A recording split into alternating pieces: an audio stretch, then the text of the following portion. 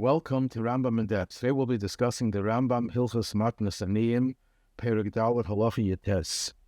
The Rambam rules, Mishalokach is a Pei'ah, a person who takes Pei'ah, part of the field that you have to leave for the poor. And he says, V'amar, Harezel ish pleini ha'ani, I'm taking this on behalf of this particular poor person. Could you do it? And would keep it away from other poor people who are there. You took it for someone else who's poor. So the halacha is as follows. Im ani hu zeh shalakav, if the person who took the pei'ah was himself a poor person, since he could acquire it for himself, he has that right, he can acquire it for someone else. But if he's a wealthy person, he cannot acquire it for that person, because he couldn't take it for himself, so he can't take it for others. He has to give it to the first poor person who shows up. So the question is asked, Shiloh was asked at the Tzedek in Shuvas and Yeridea, Simin Kuf Tzad Geshes.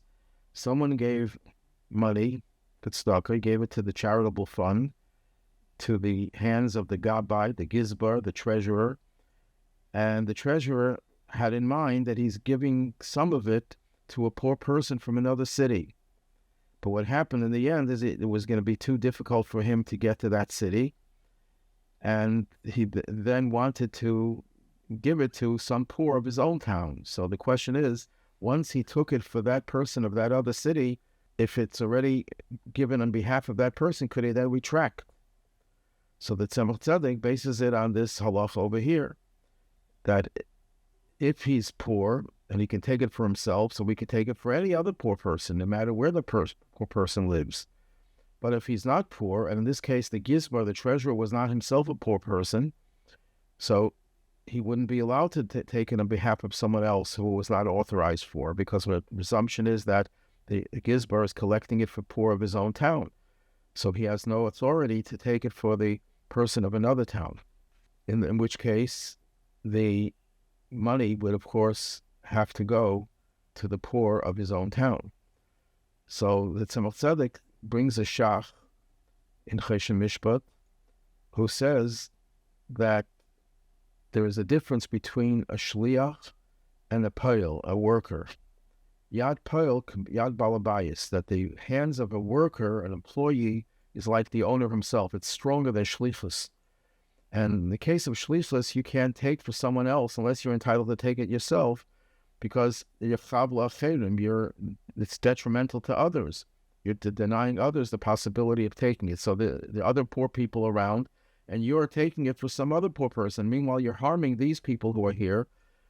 And if you're entitled to take it yourself, then fine, you can take it yourself and you can give it to anyone you want. But if you're not capable of taking it for yourself, because you're an ashir, then you can't take it for others. That's the case of where you're becoming a shliach. And you can't be a shliach for someone when it impinges on others, and it's detrimental to them. But a Poel, a worker, is stronger than a shliach, and therefore he can even take it on behalf of someone else, even when it's chav l'acheirim. Then the Tzemach says, but the Turmim and the Nesivos disagree with the Shach, and they hold that Yad Poel is not any better than the Shliach, and he can't do it in the case where it's chav l'acheirim, where it harms others. Then the Tzemach says, that's Yad Poel, the hands of a worker, but a Gizbar is even stronger, that even the Tumim, and he brings proof from the Tumim himself, that he holds that the Gizbar, the treasurer, is more powerful than a Shliach. And therefore, when the Gizbar takes on behalf of someone else, then even if he's rich himself, he has the power of the person who contributed the money to distribute it to whoever he wants. The only question here still remains that he was a Gizbar, he was appointed as treasurer for the people of his own city. He wasn't given that authority for people of another city, so the question still remains.